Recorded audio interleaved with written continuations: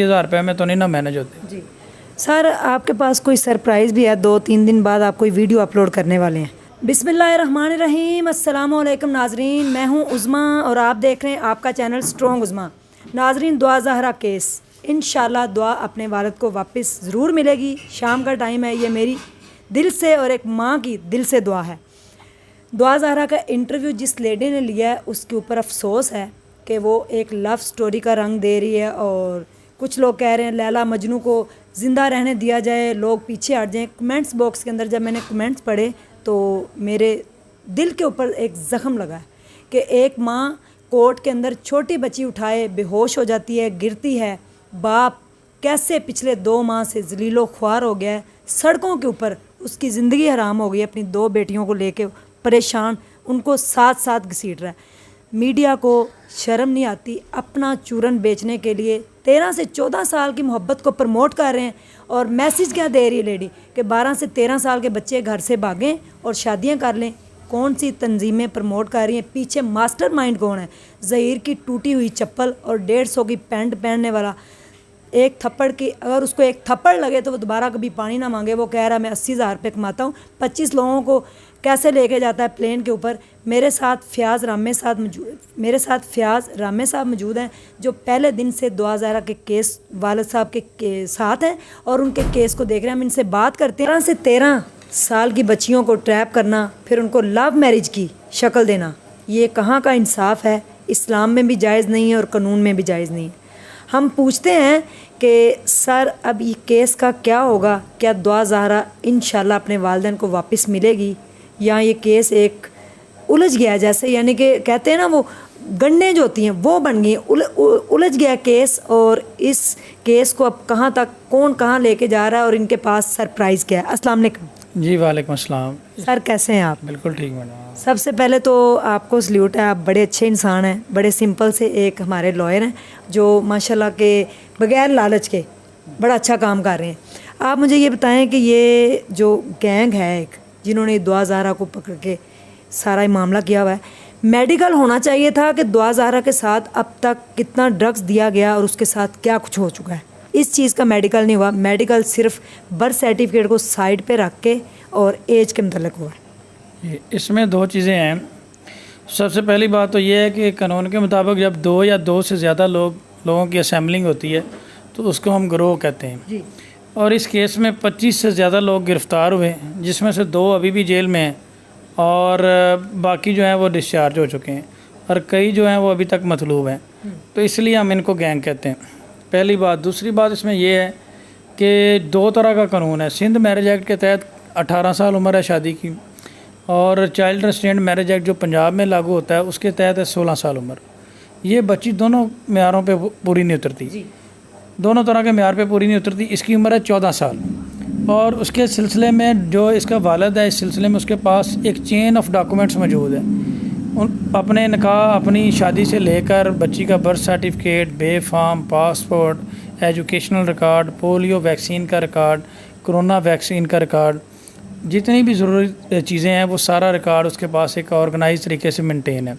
वो डॉक्टर भी ज़िंदा है जिसने दुआ ज़हरा की डिलीवरी की थी? जी बिल्कुल, और उस डॉक्टर का बयान भी अब चल गया यूट्यूब वगैरह पे। वो उसने बयान भी उसका चला दिया है कि मैं इनको रेगुलरली चेक करता हूँ और मैं इनका डॉक्टर हूँ, मेरे पास इनका ये सारा कुछ हुआ था। तो जब इतना प्राइमरी और स्ट्रॉन्ग एविडेंस मौजूद हैं, उसके बावजूद जो है वो मेडिकल करवाना तो कोई अक्लमंदी नहीं है और ना ही उसकी कोई ज़रूरत है। मेडिकल तब करवाया जाता है जब आपके पास कोई किसी चीज़ की आइडिया ना हो, कि पीरियड कैलकुलेट ना हो, कोई रफ़ असेसमेंट भी ना हो, तो आप मेडिकल के ज़रिए एक रफ़ असेसमेंट ले लेते हैं। और मेडिकल हमेशा ऐसे आता है, कोई मेडिकल ऑफिसर ऐसा नहीं है जो आपको एग्जैक्ट डेट ऑफ बर्थ बता सके या एग्जैक्ट उम्र बता सके। वो राउंड फिगर में ही बताते हैं 15 से 18 साल। तो यहाँ पे एक एक दिन जो है वो काउंट होता है इस तरह के मैटर्स में। दूसरी बात, ये मेडिकल करने का एक तरीकाकार होता है। मेडिकल जो होता है वो करता है एंडोक्रोनोलॉजिस्ट, ठीक है, और ये प्रॉपर एक बोर्ड होता है। ये नहीं कि एक डॉक्टर जो है वो पुलिस सेंटर में बैठा हुआ है, सिंपल MBBS डॉक्टर। इसमें हड्डियों का स्कैन होता है, हर चीज़ देखते हैं और प्रॉपर एक 3 से 4 डॉक्टर्स का बोर्ड होता है। वो फिर बताते हैं कि कौन सी हड्डी का उन्होंने स्कैन किया जिससे उनको लगता है कि इसकी बोन एज इतनी है। तो यहाँ पे तो एक डॉक्टर साहब ने बयान किया मेडिकल, और उसके बाद ये कॉन्फिडेंशियल डॉक्यूमेंट होता है, ये कोर्ट में जाके खोलना होता है। यहाँ पे क्या हुआ कि एक डॉक्टर साहब ने मेडिकल किया, साथ ही उसने मुलज़म के हवाले कर दिया। उसने आधे घंटे बाद सोशल मीडिया पे अपलोड कर दिया कि जाओ तुम्हें मैंने जो है वो क्लीन चिट दे दी और तुम पूरे पाकिस्तान को दिखा दो। और ठीक 1 घंटे बाद कोर्ट में अभी पहुंचा नहीं और पूरे पाकिस्तान को पहले ही पता चल गया जी बच्ची की उम्र जो है वो 16 से 17 साल है। और अगर इसको हम मान लें एक डॉक्टर के ओपिनियन को, तो उस हवाले से तो फिर बच्ची जो है वो तो शादी से कुछ साल 2 साल पहले पैदा हुई है। तो ये तो फिर उनकी शादी इलीगल इन्होंने करार दे दी इस तरीके से। तो यही एक तरीके से जुल्म हुआ है। और इसमें दूसरी जो अहम चीज़ है वो ये है कि वालदैन जो है उनको मुलाकात करने का ही मौका नहीं दिया गया। तो ये सारी चीज़ें जो है इलीगल काम को लीगल तरीके से इन्होंने कर लिया है। सर, एक एंकर 30 मिनट का इंटरव्यू कर सकती है और वालिदैन को 5 मिनट भी नहीं मिलने दिया जा रहा। और जब भी दुआज़ारा कोर्ट में आती, चारों तरफ पुलिस होती है, उसको ऐसे लेके जा रहे होते हैं कि जैसे पता नहीं कोई मिनिस्टर भी जो है ना उसको भी इतनी सिक्योरिटी प्रोवाइड नहीं होती। तो अगर ज़हीर जो है 50, 60 या 70 हज़ार रुपये कमाता है तो इतने ये जो है एक्सपेंस ये कैसे मैनेज कर रहा है। और उसको अपनी वालदा से जब वो मिली है तो उसने कहा कि मैं घर जाना चाहती हूँ। उसकी आंखों में आंसू भी थे। और जो एंकर का इंटरव्यू कर रही थी कि ये लव स्टोरी है या, और लोग कमेंट भी कर रहे हैं कि अब बच्ची को जो है वो खुश है अपने घर में रहने दिया जाए। कुछ लोग कह रहे थे हीर रांझे की स्टोरी है कुछ। तो इसके ऊपर आप क्या कहेंगे?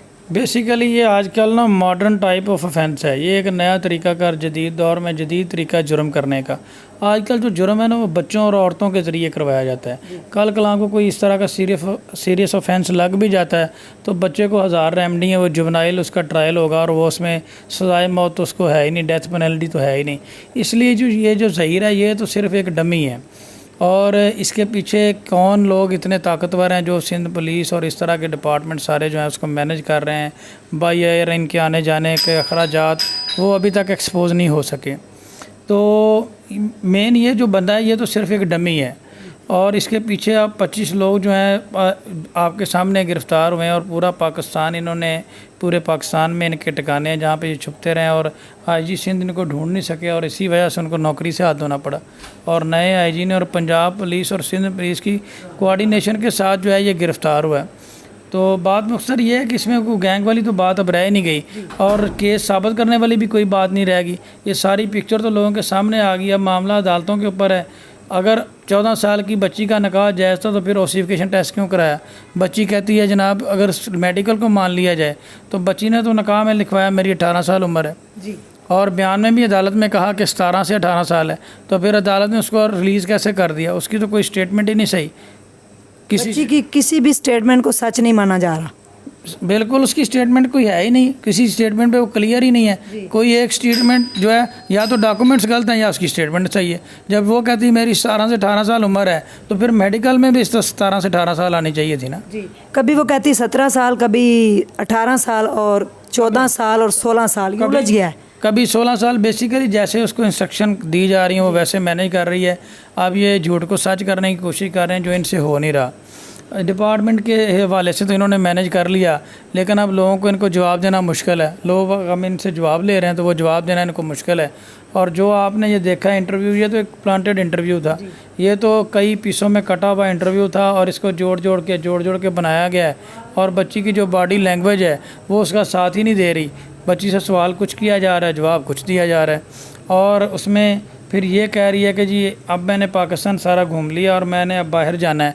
तो ये बाहर जाने के एक्सपेंसेस 80,000 रुपये में तो नहीं ना मैनेज होते। जी सर, आपके पास कोई सरप्राइज़ भी है? 2-3 दिन बाद आप कोई वीडियो अपलोड करने वाले हैं? वीडियो के हवाले से नहीं, लेकिन इसमें इनके हमारे पास अभी इनके लिए काफ़ी सरप्राइज़ हैं। एक इनको झटका लगेगा अभी 2-3 दिन में इंशाल्लाह। ये जो अपनी खुशियाँ बना रहे हैं इनको इनकी खुशियाँ मुबारक।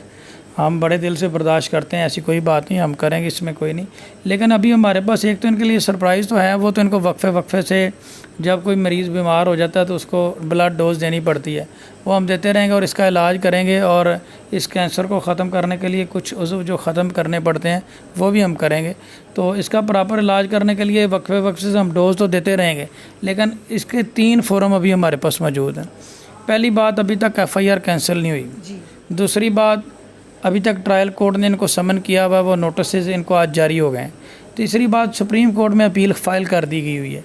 और उसके अलावा फेडरल शरीयत कोर्ट और सुप्रीम जुडिशल काउंसिल, ये तो पाकिस्तान के अंदर 2 फोरम अभी हमारे पास पड़े हुए हैं। इसके अलावा अगर ये मामला सुप्रीम कोर्ट में भी हमारा नहीं मेरिट पे होता तो फिर हम इसको इंटरनेशनल लेवल तक लेके जाएंगे और फिर ये पूरे पाकिस्तान में इस तरह का प्रोटेस्ट होगा कि दोबारा इस तरह की ह्यूमन ट्रैफिकिंग जो है वो कभी नहीं होगी। ये एक दो हज़ारा नहीं है सर, कई 2 हज़ारा का मामला है। यानी कि पाकिस्तान की हर बच्ची के लिए ये आवाज़ उठानी चाहिए हमें कि 10 से 12 साल के बच्चों को ट्रैप करते हैं। कराची से उसको ट्रैप इतनी जल्दी कैसे कर लिया गया और कैसे बच्ची 15 से 18 घंटे का भूखे प्यासे सफ़र करके लाहौर यूनिवर्सिटी में पहुंची है, जो उसकी स्टेटमेंट है, और फिर किसी लड़की से लेके वो ज़हीर को फ़ोन किया गया। देखें ये केस एक टेस्ट केस है। टेस्ट केस इसीलिए है कि हमारे माशरे में अगर कोई सबसे ज़्यादा इज़्ज़तदार घराना समझा जाता है तो वो आले रसूल समझा जाता है और सादात समझे जाते हैं, और ये सादात घराने की बच्ची है। हम मज़ीद अगर सादात घराने की बच्ची का कार्ड कहाँ खेला जा रहा है मुझे तो बिल्कुल नहीं नज़र आ रहा। अगर शिया और सुन्नी का कार्ड खेला जाए तो फिर शियों को जीतना चाहिए।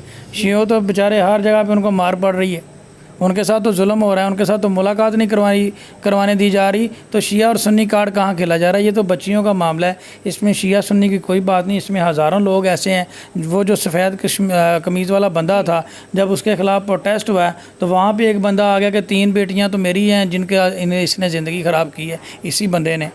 तो आप ये इसमें शिया सुन्नी वाली कौन सी कोई बात आ गई? इसमें शिया सुन्नी वाली कोई बात नहीं।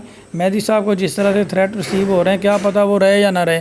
तो ये तो इसमें तो ये चीज़ है कि ये तो सब मुसलमानों, ये पूरे पाकिस्तान का मसला बन चुका है। और अगर ये शिया सुन्नी का हो तो आप ये देखें कि एक बंदे को इसको मीडिया के ऊपर इतना नुमायाँ क्यों किया जा रहा है? इसीलिए ये तो ऐसे किया जा रहा है जैसे किसी ने किसी इंसान से आपने बदला लेना हो, जैसे वो विक्ट्री निशान उनसे बनवाए जा रहे हैं। आपने भाई कर ली लव मैरिज, बात ख़त्म।